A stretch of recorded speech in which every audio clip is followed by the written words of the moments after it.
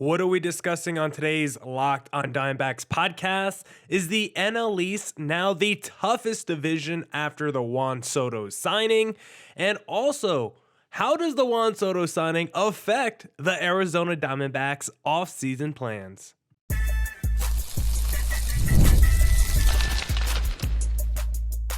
You are Locked on Diamondbacks, your daily Arizona Diamondbacks podcast. Part of the Locked On Podcast Network, your team every day. Welcome into the Locked on Diamondbacks podcast, part of the Locked On Podcast Network, your team every day. You're listening to who? The always charismatic host of this podcast, Millard Thomas. I'm a multimedia journalist and I'm a graphic designer, so please go check out my website, millardthomas24.myportfolio.com. On there you can see all my latest work, from my packages to my articles to my photos and my graphic design. Today's episode is brought to you by FanDuel. You can start the season with a big return on FanDuel. New customers can place a $5 bet. You'll get started with $150 in bonus bets if you win your first $5 bet. Visit FanDuel.com to get started. On today's Locked on Diamondbacks podcast, we're going to be giving our reaction to the Juan Soto signing. What will Mike Hazen do post Soto going to the Mets, and rumors and reactions from day one of the winter meeting. So a whole bunch to talk to you guys about today. But first, I wanted to say thank you for making Locked on Diamondbacks your first listen every day. I would not be able to do this podcast without you, my loyal listeners, sharing, subscribing, reviewing, doing all that so I could do this podcast for you. Thank you. It's free. It's available on all platforms, so please continue to tell your friends. And one of those platforms is YouTube. Please hit subscribe to Locked on Diamondbacks on YouTube. But now let's get into the Locked on Diamondbacks podcast. And let's discuss that mega signing, Soto to the New York Mets. The ground was shaking. I felt the earthquake from the passing bomb. This was shocking. Yes, we knew the Red Sox and the Mets were probably the two most likely teams to steal Soto away from the Yankees, but as I've been saying on this podcast, I did not think it was going to happen. I did not think there was going to be any world where the Yankees were going to let Soto walk in free agency to either their hometown rival New York Mets or their all-time rival Boston Red Sox. I felt like there was going to be no way that the Yankees were going to allow Soto to leave. But it came down to like one extra year, one less year technically. Soto was getting 15 years from the Mets, 16 years from the Yankees. The total value was the same, but the Yankees didn't want to go, I guess, that high annually. They would rather do a 16-year deal as opposed to a 15-year deal. Insane that the Yankees quibble over a few $1 million and allow Juan Soto to go to the New York Mets. If you had Judge and Soto in your lineup, guess what? As long as you have those two guys, you're going to have a top 5 offense in the American League probably every single season and a chance to be in the postseason just with those two guys in your lineup. Like, your offense is probably going to be good enough to get you to the playoffs every single year. And now with Soto gone, you look at that Yankees team and it's like, man, better hope Sam continues to stay healthy and continues to produce in the postseason. Garrett Cole, he's getting a little bit older, and he's also very expensive. Like, that roster, all of a sudden, Soto's gone, and it's like there's holes all over the place. A team coming off a World Series loss. I can't believe the Yankees got cheap and allowed Juan Soto to leave, but New York Mets, Stephen Cohen, we know with the new ownership, Stephen Cohen has not been afraid to spend money, and he opened up his purse in a big way to sign Juan Soto. And now you look at the NL East, and you have to ask yourself, is that the best division in baseball? They certainly have an argument. I still believe the NL West is better than the NL East because the NL East still has two teams in that division who are just going to be near the bottom of the National League in the Washington Nationals and the Marlins. I do like the Nationals and their talent, but they're still probably a year or two away. Marlins, I don't know what's going on with that franchise. And the NL West still has the best team in Major League Baseball with the LA Dodgers. So I'm still taking the NL West over the NL East. Dodgers would be the best team. Phillies and Braves, you can make the argument, are 2 and 3 after, or you can make the argument Padres and D-backs. I think Phillies, Braves, Mets, Padres, D-backs are kind of all along the same tier almost. Maybe the Phillies are slightly higher than like those other four teams, but I think it's pretty close. Then I would put San Fran like probably in like their own tier outside of like those five teams. And then it's like Rockies, Nationals, and Marlins in their own tier. So I still think the NL West is slightly better than the NL East, despite the Mets getting Juan Soto. Like, what if Pete Alonso signs with someone else? I know the Mets are now focusing their attention on the polar bear. They'll probably re-sign him, but what if he leaves in free agency? Is the Mets team that much better than last year if they just bring back Lindor and Soto, but Alonso leaves? We'll see what they do with the rest of their rotation. We know Luis Severino just got the biggest contract in Oakland A's history. Guys like Sean Manaea are out there as free agents. Like, there's still a bunch of question marks and holes with this New York Mets team. Don't let this Mets major signing fool you. Yes, it was tremendous, but they still have a lot of work to do. Like, their projected lineup right now, Lindor's cool. If McNeil is your number 2 hitter, all right. Juan Soto 3, but then it's like Mark Vientos, all right. Brandon Nimmo, Starling Marte, Francisco Alvarez, like a bunch of guys who I think are good. Brett Beatty, the other Acuna brother. Like, it's a lot of intrigue and upside, but also a lot of risk with a lot of people in their lineup. You look at that rotation: Kodai Senga, Frankie Montas, David Peterson. Like, still a lot of holes with that New York Mets team, even post Juan Soto signing. So still got the NL West as the best division in Major League Baseball. And the other thing about the Juan Soto signing, what I don't like about the signing is I'm just not a fan of long-term contracts. And not just the fact that we know the last few years of that deal just going to be an albatross, because the idea of Soto between the ages of like 37 and 42 going to making 50 plus million a year to just primarily be a DH, like, yes, even with inflation in 2045, like, that's still a lot of money for Juan Soto. And I still would be in favor of Major League Baseball doing something like what the NBA does, where you have contract limits on the length of these deals, because 15 years, like, no one is going to be happy with the Soto deal near the end of it. And let's just say Soto gets hurt or something year 3, where he has a really career debilitating injury, knock on wood. He's still going to be owed all that money. So, like, it's going to only cause abrasion between him and the fan base. Let's say, Juan Soto, there's also a world where maybe he just sucks after year 3, right? You look at Xander Bogaerts, you look at his deal with the San Diego Padres, that 11-year deal, $300 million, where he already looks terrible. Like, what if something happens like that to Juan Soto, where it's like he's good the next 5 years and then he's one of those guys? Because there's a lot of Major League Baseball players where you look up age 30, 31, and you're like, how did this guy fall off a map? I'm not saying that's going to happen to Soto, but 15 years is just so long. There's so many variables that could happen with injury or performance, and then it just causes this rift between the player and the fan base and the organization. Like, I don't think anyone is happy with the player on a deal longer than 7 years by like year 7 or 8. Like, if you sign someone to a 10-year deal, has there ever been a player and a fan base and an organization who's happy through the entirety of the contract? It feels like if you could get 2/3 of happiness and satisfaction out of a deal that's like 7 years or longer, you would take that as a fan. But why not put these term limits in contracts where it's not 15 years? What if it was only like a 6-year max that Juan Soto could sign with a franchise? Yes, the money could still make as much as possible, but if it was only a 6-year max, maybe Juan Soto now is making $70 million a year. He gets more annually, and the team, they won't feel as stuck with the player if things go poorly, either due to injury or performance. And then the other point on the contract limits as to why I want it is because I want to see these guys hit free agency again. I don't want to see Juan Soto hit free agency one time in his career, and then that's it. He now signs a 2-decade-long deal with the New York Mets, never to be seen again unless someone trades for him. I want to see these guys on the open market as much as possible, with my team having the opportunity to sign one of these mega stars. And so, can we please get some term limits in these long-term contracts, Major League Baseball? Now we'll discuss Mike Hazen's plan of attack post Juan Soto signing.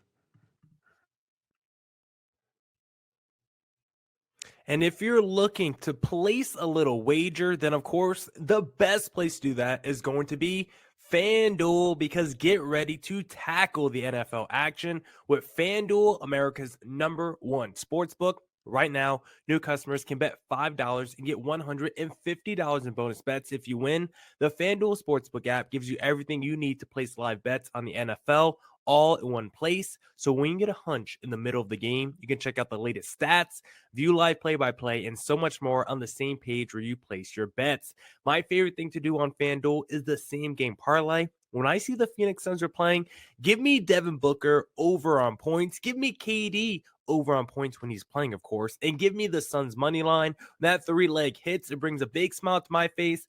If you want a big smile on your face, just visit FanDuel.com. You'll get started with the $150 in bonus bets if you win your first $5 bet. Never waste a hunch and make every moment more at FanDuel, the official sportsbook partner of the NFL.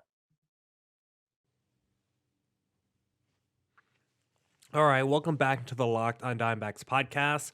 Let's discuss D-backs rumors and news coming out of the winter meetings day one, because the D-backs had themselves a quiet day one for winter meetings. I'm recording this 7:30 p.m. on a Monday, so things can definitely still happen with Arizona. But from day one so far, quiet on the Western Front for the D-backs, for Mike Hazen.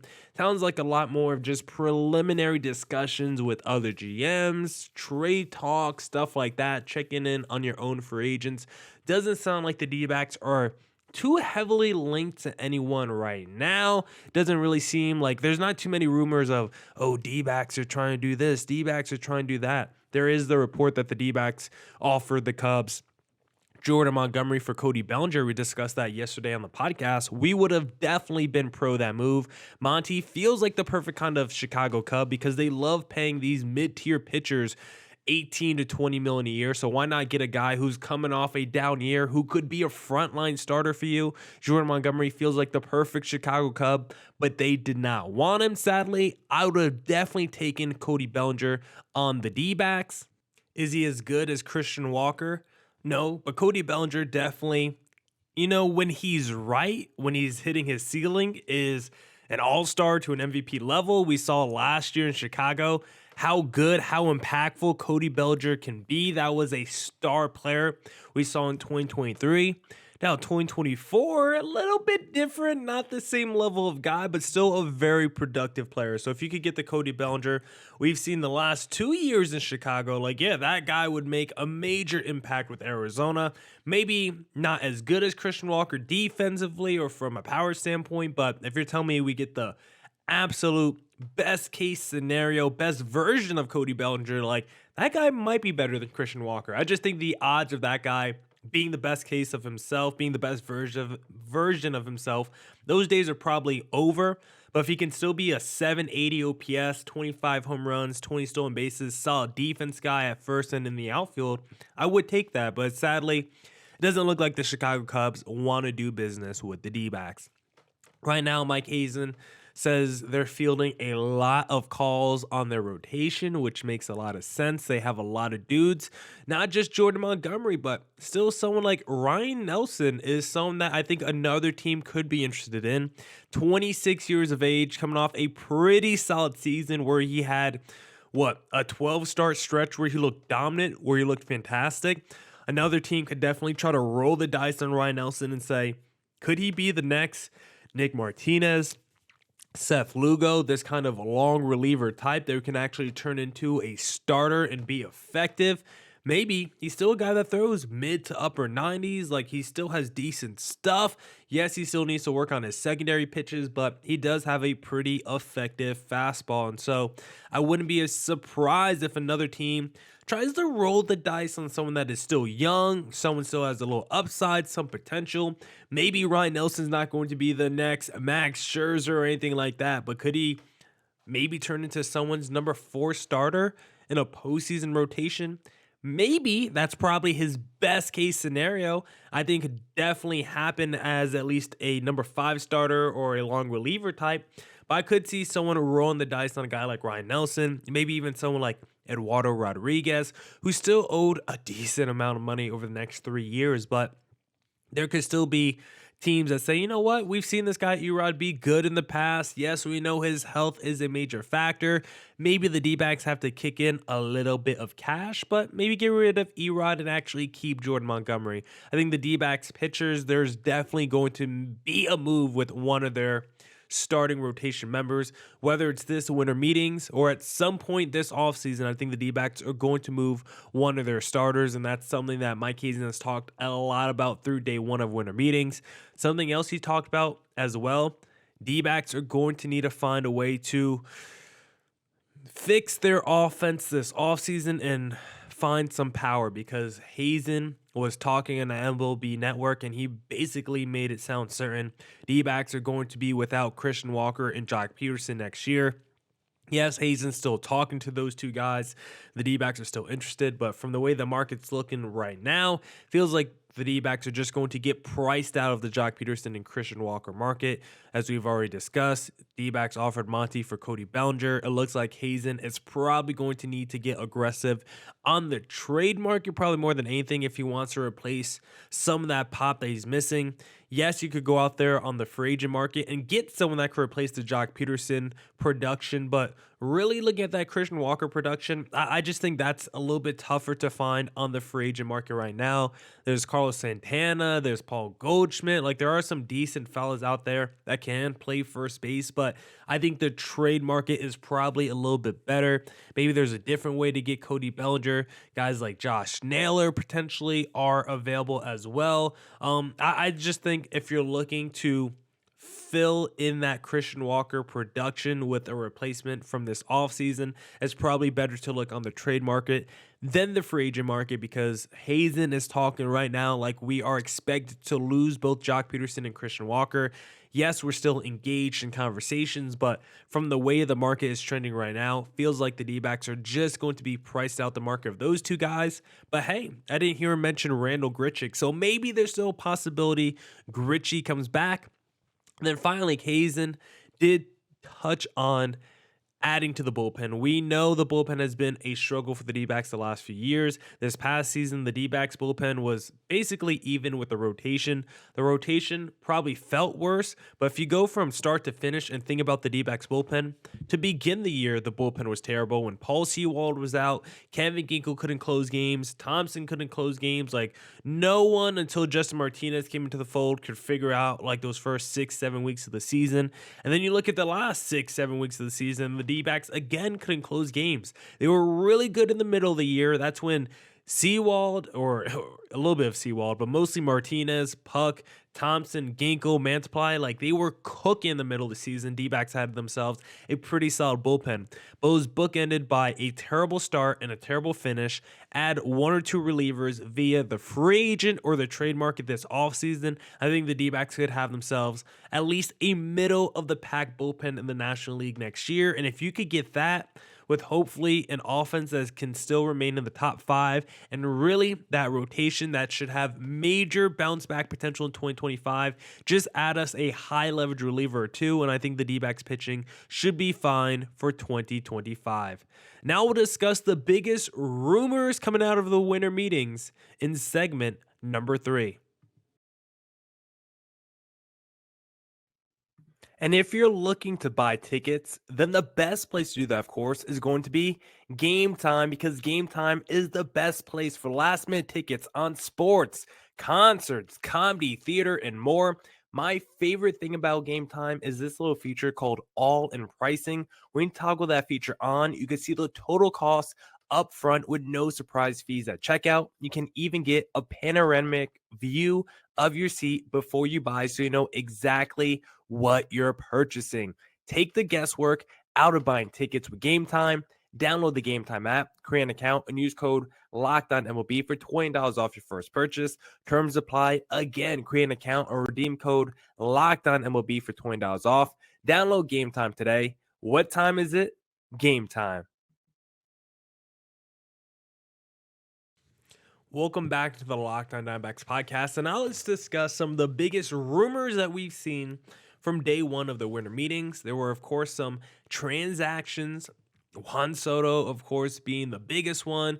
We saw the Dodgers sign guys like Blake Trinian, which was pretty interesting. Of course, their own reliever, someone that was very interested for the D-backs to potentially go after. I thought Blake Trinian would have been a nice addition, but for the most part, not too many signings after Juan Soto. Jordan Romano did go to the Phillies.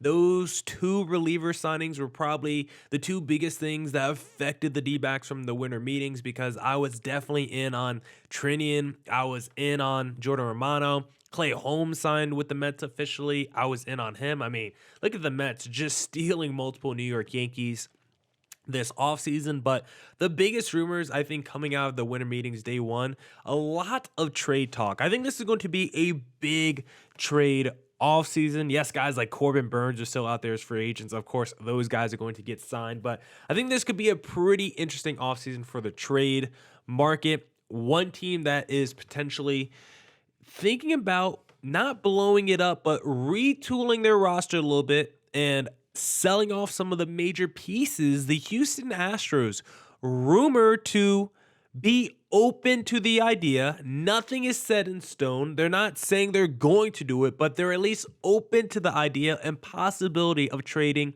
either Kyle Tucker or Framber Valdez. Now, does either player make sense for the D-backs? Kyle Tucker probably a little bit less than Framber Valdez, but Tucker, you can also make the case, makes more sense than ever with Christian Walker and Joc Pederson leaving via free agency. Kyle Tucker, I believe, does have some, let me just double check. I feel like he does have some experience playing first base. Maybe I'm just totally out on my rocker. No, he does. He played first base back in 2019 for 4 games, 13 innings pitch, or 13 innings total. So he doesn't have a ton of innings under first base for his career, but Kyle Tucker, a legit superstar player. When he's right, he's like a 40-40 kind of a guy, 30-30. This past year in only 78 games, 23 bombs, 11 steals, and a 993 OPS. You look at his numbers the last like 4 or 5 years, like this is a 30 home run, 30 stolen base guy, 100 RBIs, 900 OPS like the last 5 years. Like this guy's an absolute stud. And if the D-backs were able to acquire a player of Tucker's talents, like it would definitely break the bank, the farm system. You're probably giving up either a Jordan Lawler or Drew Jones. Like one of your top prospects is definitely going back in a Tucker deal, but I would do it for Tucker. He's only 27 years of age. He's a superstar talent, I believe. If you were able to add him with a Corbin Carroll and a Ketel Marte to be your first baseman, that would be pretty fantastic. Maybe he can still be, maybe you don't like him at first. Maybe you move him to the outfield. Maybe that's when the D-backs trade off like the Jig McCarthys and the Alec Thomases, and then you go like Lourdes Gurriel, Corbin Carroll, Kyle Tucker in the outfield. Like something like that could also be very doable. Like any scenario that brings Kyle Tucker to the D-backs, I would definitely be a fan of. I would give up a lot from the farm system to get Kyle Tucker. I also think Framber Valdez would be another fantastic addition with guys like Zach Gallen as a pending free agent, Merrill Kelly as a pending free agent, Monty up and down, Erod up and down. D-backs could use another elite starter. Valdez, Framber has been a stud the last 4 or 5 years, a Cy Young contender, a workhorse, a guy who can throw complete games, a guy who can rack up a ton of innings pitched, just a very, very good starter, a true frontline number 1 or number 2 guy, and the D-backs were able to acquire him into the rotation of a Gallen, Kelly, and a Fott. Like that would be a nasty 1 through 4. And if a Zach Gallen left in free agency next year, potentially along with the Merrill Kelly, I would at least feel good of still having Framber Valdez in my rotation, potentially with a Monty or Erod or a Fott or a Ryan Nelson. Like I wouldn't like to see Gallen or Kelly leave, but if I at least have Framber in the building, I at least know I still have a superstar pitcher in my rotation. So D-backs, if you can do it, it's going to cost a lot, but I would definitely be interested in adding Framber or Kyle Tucker. Another rumor, not even a rumor. I mean, the front office of the Cardinals have confirmed they are trying to trade Nolan Arenado this offseason. Nolan has been open about being open to the idea of playing a little first base. Arenado, definitely not the same guy that we saw back in 2022 when he finished third in MVP voting. I don't know what's happened to Arenado the last 2 years. He's just gone in the wrong direction completely. Like you look at some of the hard contact stats, they're really not that much different over the last 5 years. Yes, this past year they were down definitely a little bit, but I don't think it was like egregious to where it was previously. I can't really put a finger as to why he sucks so bad this year. Maybe you could hope. I think what you're doing with Nolan Arenado, if you want to trade for him, you're just hoping that he still has more left in the tank, and it was the fact that he's been on this terrible Cardinals team the last couple of years, a change of scenery. He's still a guy that is not too old, 33, 34 years of age. You still hope he has enough left in the tank where he could have a bounce-back season for a year or two and get back to being a really good, really productive Major League Baseball player. I would definitely take Nolan Arenado on the D-backs as a potential first baseman, knowing he might not be the guy that finished third in MVP voting a couple years ago. I wouldn't expect that from Nolan Arenado. He gets 32 in 2025, 27 million in 2026, then 15 in 2027. And some of that is still paid by Colorado Rockies. Maybe you could get the St. Louis Cardinals to also pay some of this deal. If you could do that, I would definitely take Nolan Arenado in Arizona. Then the final rumor that I want to discuss is the Dodgers are interested in a couple of relievers that I really want the D-backs to go after. Dodgers potentially interested in Devin Williams from the Brewers and Tanner Scott, free agent. Tanner Scott is someone that I would like the D-backs to go after, but also I think he's going to be someone that gets a very expensive deal. And so if Tanner Scott ends up being the most expensive closer on the market, I'm okay with the D-backs not breaking the bank with a closer because I think those deals end up biting you in the butt. Now, Devin Williams, all you would have to do for him is just trade for Devin Williams. I still think he has like a year or two of control left. And then you would have to decide if you want to pay him a fat contract. But knowing he's going to be a free agent in the relative near future, maybe it doesn't cost, Jordan Lawler or Drew Jones to get Devin Williams. And we know how nasty Devin is when looking at his numbers. And so the D-backs can steal one of those two guys away from the LA Dodgers and not allow the rich to get richer. That would be huge for this Arizona Diamondbacks team this offseason. Now, that's it for this edition of the Locked On Diamondbacks podcast. Come back tomorrow for more Diamondbacks news coverage and insight as we'll talk more about the winter meetings. And as always, stay safe, stay healthy. Doses.